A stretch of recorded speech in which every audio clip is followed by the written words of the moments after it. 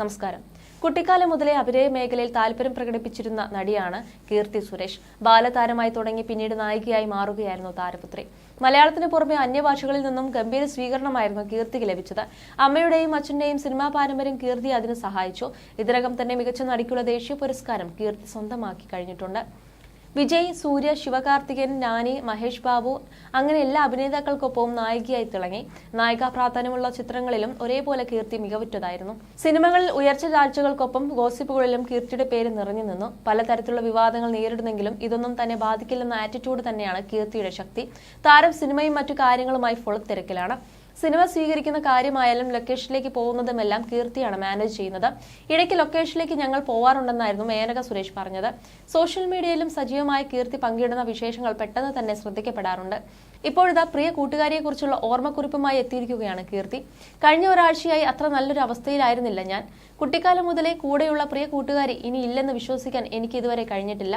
21-ാം വയസ്സിലായിരുന്നു അവൾക്ക് ട്യൂമറാണെന്ന് കണ്ടെത്തിയത്. 8 വർഷത്തോളമായി ചികിത്സയിലായിരുന്നു അവൾ. 3ാമത്തെ സർജറി വരെ അവൾ മനക്കരുത്തോടെ മുന്നേറുകയായിരുന്നു. അവസാനമായി അവളെ കണ്ടപ്പോൾ വേദന സഹിക്കാനാവുന്നില്ലെന്ന് പറഞ്ഞ് കരയുകയായിരുന്നു. ഈ ചെറിയ പ്രായത്തിൽ അവൾ ഒരുപാട് വേദന സഹിച്ചു. മുൻപൊരിക്കൽ അവളെ കാണാൻ ആശുപത്രിയിലേക്ക് പോയിരുന്നു. അവളുടെ മുന്നിൽ കരയാതെ പിടിച്ചു നിൽക്കാൻ പാടുപെടുകയായിരുന്നു ഞാൻ. മാസ്ക് വെച്ചും കണ്ണാടി വെച്ചും കരച്ചിൽ ഒളിപ്പിച്ചു വെക്കുകയായിരുന്നു.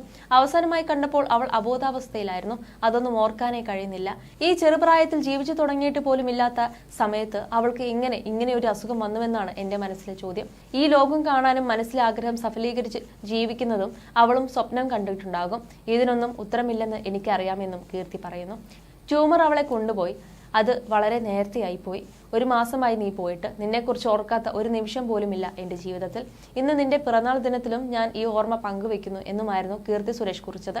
വായിക്കുമ്പോൾ തന്നെ കരച്ചിൽ വരുന്നു. ബാല്യകാല സുഹൃത്തായി ഇപ്പോഴും ബന്ധം സൂക്ഷിക്കുന്ന നിങ്ങളുടെ മനസ്സ് വളരെ വലുതാണ്. ആത്മശാന്തി ലഭിക്കട്ടെ എന്നല്ലാതെ എന്ത് പറയാനാണെന്നുമായിരുന്നു. അതേസമയം നെപ്പോ കിഡാണെങ്കിലും കൂടിയും അഭിനയത്തിലുള്ള കഴിവ് ജന്മസിദ്ധമായി കീർത്തിക്ക് ലഭിച്ചിട്ടുണ്ട്. അതുകൊണ്ട് തന്നെയാണ് തെന്നിന്ത്യയിലെ താരമൂല്യമുള്ള നായികയായി താരം ഇപ്പോഴും മുൻനിരയിൽ നിൽക്കുന്നത്. മഹാനടിക്ക് ശേഷം ആരും തന്നെ നെപ്പോ കിഡായി കീർത്തിയെ പരിഗണിക്കാറില്ല. ഗീതാഞ്ജലി എന്ന പ്രിയദർശൻ ചിത്രത്തിലൂടെയാണ് കീർത്തി സുരേഷ് സിനിമയിലെത്തുന്നത്.